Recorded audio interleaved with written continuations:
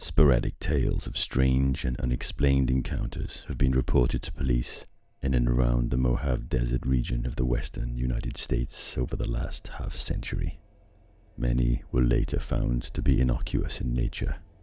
Some are more puzzling, and of those, the ones that hint at the unexplained disappearances of persons, and, on 3 occasions, entire families, leave police and local government officials quietly baffled and deeply concerned.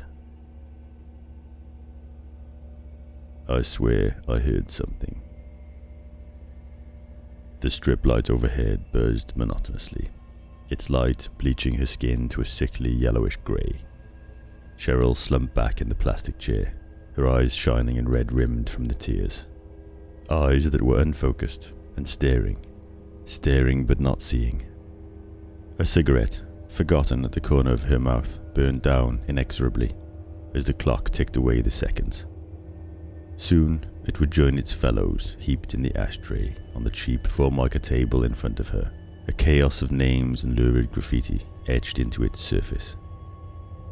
Behind those eyes, Cheryl's feverish mind ran in ever-tightening loops, reliving the perplexing events of the last few hours in a claustrophobic storm of repetition, of incomprehensible questions. Try as she might, she couldn't square the circle, couldn't make sense of it, couldn't grasp its evasive truth. Exhausted and shaking from fear and confusion, and from grief, and overwhelmed by the pressure of her predicament, she clung to the only question that made any sense. How could they believe her capable of that? Footsteps were heard in the corridor outside. The door opened abruptly, and 2 men entered the narrow interview room. The first of them leaning against the wall, concealing himself in the shadows, at the corner of the room beneath the CCTV camera's unblinking eye.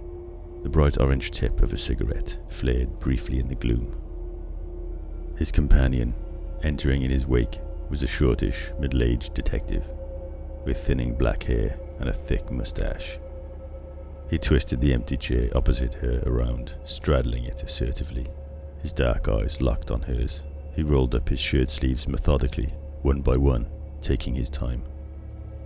That task completed, he turned his attention to the cassette deck, depressing the play and record buttons together deliberately, crushing them into place with a mechanical clunk. Pausing for a moment, he let the tape spool before speaking clearly into the mic. Detective Romero resuming the interview with Cheryl Cooper. Briefly, he checked his wristwatch.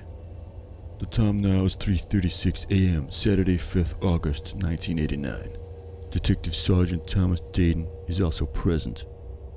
I didn't do it, you know, she whispered shakily. The 2 men briefly exchanged glances. Detective Romero sighed. Okay, let's go over this again, Cheryl. From the top. Your husband arrived home at... Boyfriend. He never asked me. The detective regarded her with a withering stare that lingered for several seconds before he continued. Mr. Severin arrived home at what time? At about 8 p.m, I guess. He'd been out since 7 a.m. on a construction job, and he'd taken the truck. So I was stuck in that fucking trailer all day, in the heat. All day. And I was out of smokes. The detective closed his eyes and pinched the bridge of his nose with finger and thumb. So he got home at around 8 p.m. Then what happened? She took a final drag on her cigarette and crushed it into the ashtray, her hand shaking, spilling 2 or 3 dead butts onto the table in the process. We got into a fight, she said with a shrug, exhaling a scroll of blue cigarette smoke from the corner of her mouth. But nothing special, you know. The usual. He was calling me a frickin' harpy for ragging on him about how late he was and all. She shrugged to herself, then caught the detective's eye and leant forward, her index finger raised. And I was pointing out that he's a selfish jackass for heading to that fucking roadhouse on Stanson after work, when he knows I'm stuck out there on my own in that goddamn desert, in that godforsaken trailer. I swear to Christ, sometimes I felt like his prisoner, not his damn girlfriend. She fell suddenly silent, her eyes glazed, gripped by a vivid memory replaying in the theatre of her mind. After a lengthy pause, the detective broke the silence. Miss Cooper, we need to go on. I ain't going back to that trailer, do you hear me? Cheryl interrupted, her voice a frantic hiss, her eyes blazing. Not with that thing out there. You saw what it did to him. Detective Romero rolled his eyes contemptuously, glancing again at his partner. Cheryl, He said with a shrug. do you honestly expect us to believe this bullshit bogeyman story you've cooked up?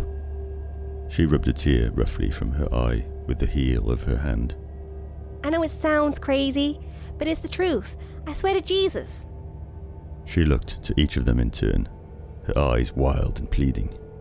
We were in the middle of the fight, and I was telling him I'd had enough of his bullshit, and that I was leaving.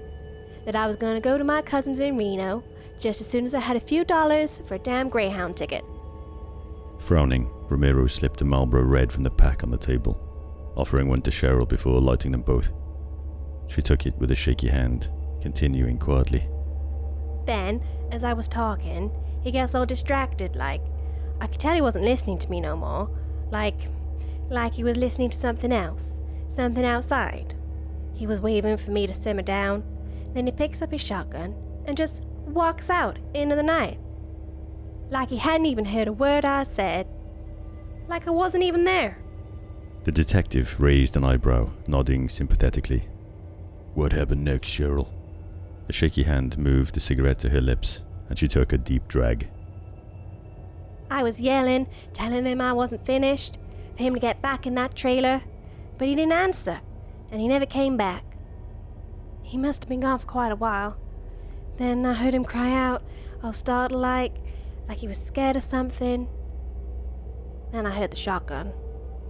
Detective Eric Romero, 18 years on the force, leaned back in his chair, those careworn, experienced eyes appraising the frightened woman who currently occupied his interview room, increasingly convinced, against his better judgment, that there was something wrong here, that she at least actually believed the crazy yarn she was spinning. What did you do after that, Cheryl? I was scared. I waited a long time before I went outside. How long, Miss Cooper? How long did you wait? I don't know, like 4-5 minutes maybe. And what did you find when you finally went outside? I saw it walking away, walking into the desert. She frowned in confusion. It was so tall. Miss Cooper, please. Her eyes were glazed over now as she relived the moment in memory, as though she were seeing it all over again. She whispered half to herself. No man was ever that tall. Miss Cooper, let me be clear, said the detective firmly. This really doesn't look good for you. We have the body. We have the discharged shotgun. We have the spent cartridge. And we have a suspect. A suspect with a motive. She brightened at that, a hint of hope dancing in her eyes, the desperate hope that she might be believed. That suspect is you, Miss Cooper, he said flatly. You had the means and the motive. There's just one thing missing. There was a shuffle of feet from the corner, and an ember was seen to glow in the shadows under the CCTV camera. As its glow died, it was followed by a deep voice. Where's his head, Cheryl? There was a long silence. Her hand quivering, Cheryl took a long drag on the cigarette, her drawn face partially obscured by a coil of cigarette smoke, as, half lost in the memory, she replied. That thing took it.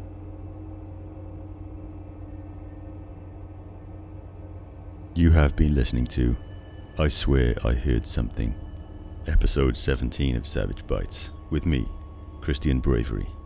If you enjoyed this story, I'd invite you to gently press the like button, and perhaps even subscribe, and I'd be eternally grateful if you'd share this story with anyone you know who might be interested.